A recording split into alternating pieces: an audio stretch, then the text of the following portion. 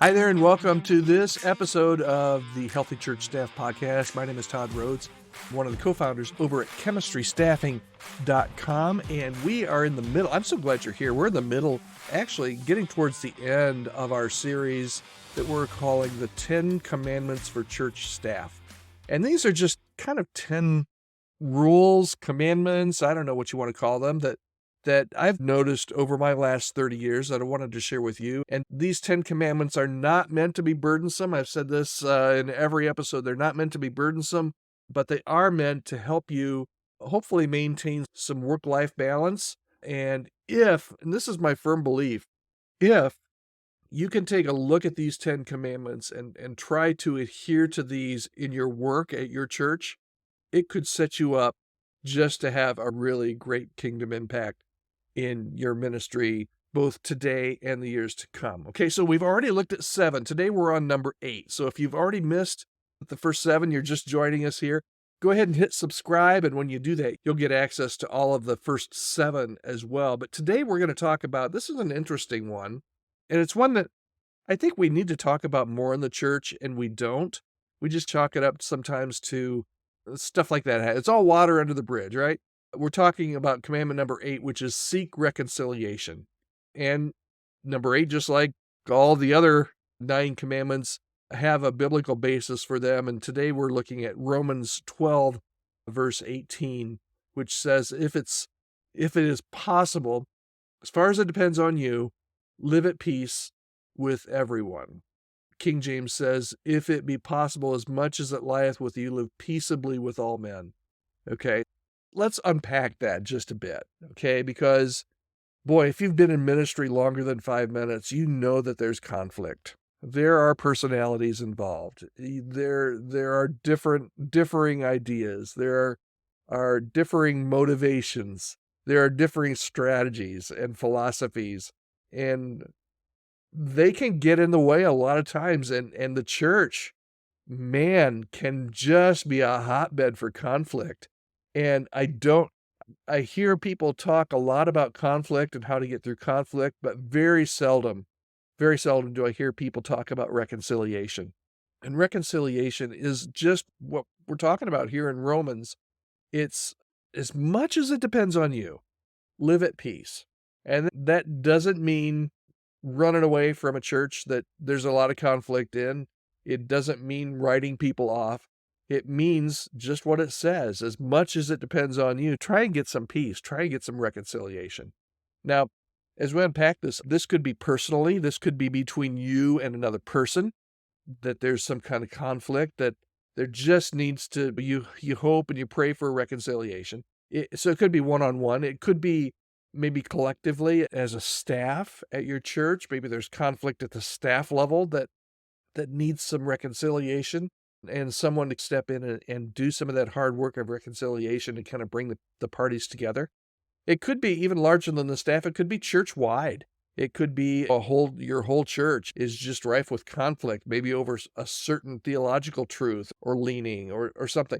And there's one other place too, that this need for reconciliation, and that's online. On social media, I see so many people that are honestly just poking the bear.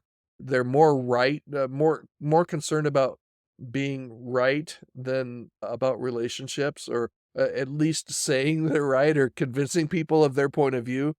But a lot of times it causes conflict, and it does not create, as Romans says, it doesn't create peace. So let's look at some red flags that may indicate that you need some reconciliation. And my hunch is, you're like me, you know right now, who would I be really uncomfortable with if I had a phone call? If I called them.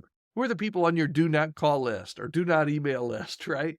Those people maybe that you had a conflict with in the past that never really had any kind of resolution. Here are some red flags that you can look at even today in your ministry to determine whether or not you need to really work and hone in on reconciliation. The first is just a lack of forgiveness. Is there anybody right now that you're holding a grudge with, or anybody that you're refusing to forgive past wrongs? That's until you're ready to give up that grudge, until you're ready to refuse until you're ready to forgive, that's a significant barrier to reconciliation. And honestly, going back to that Romans 12, that's on you. If you're holding the grudge and if you refusing to forgive, that goes back to that verse that says, as much as it depends on you, and dude, that depends on you, and it depends on me to be able to do that. And that's hard. It is hard stuff. But if you have a lack of forgiveness, that I think biblically, Jesus would want us to seek reconciliation and offer forgiveness at the very least. Okay? That's where the whole as it depends on you happens, because you can offer forgiveness and it might not be accepted, but you've done everything you can as much as you can. It depends on you. Okay? So lack of forgiveness is one. Maybe one that is interesting because it might be happening right now. It might be, this is where there just needs to be, this is where it brews, and that's the avoidance of difficult conversations. If there are difficult conversations that you need to have and you've just been putting it off, and maybe it's a conversation from the past week, maybe it's a conversation from 5 years ago that things just aren't right there and you need to have a difficult conversation, but you've been putting it off because it's difficult. Nobody likes that.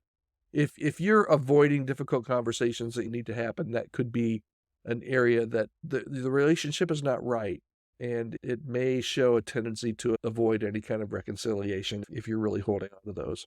One more, lack of empathy and understanding. We've talked about empathy before, but if you find that there's a constant lack of empathy towards those that maybe offer different views or have taken a different side of a cause, it may suggest an avoidance to reconciliation. Would you rather be in a relationship or would you rather feel like you're right?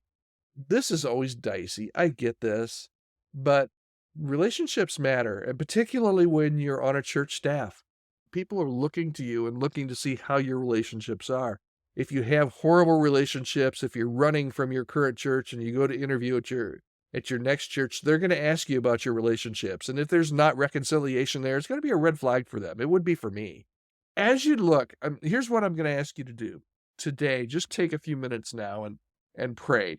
Ask God, is there anybody in my life that I've got some unresolved issues with that I should really go and have maybe that tough conversation, or at least offer an apology. I got a call a couple years ago from someone that just called me out of the blue. It'd been 2 years, and he just said, "Hey, Todd, the Holy Spirit's really been convicting me, and we didn't leave things well, and I did some things that I'm not proud of, and I just wanted to apologize to you."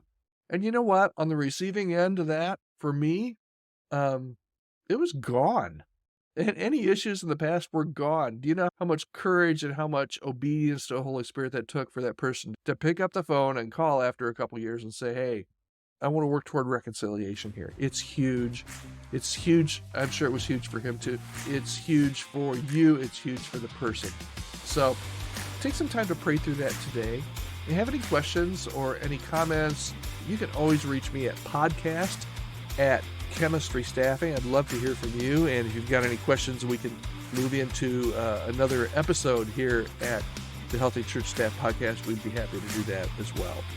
Thanks. Hope you'll join us again tomorrow. Tomorrow, we are going to continue on with our commandment. Let's see what our commandment is tomorrow.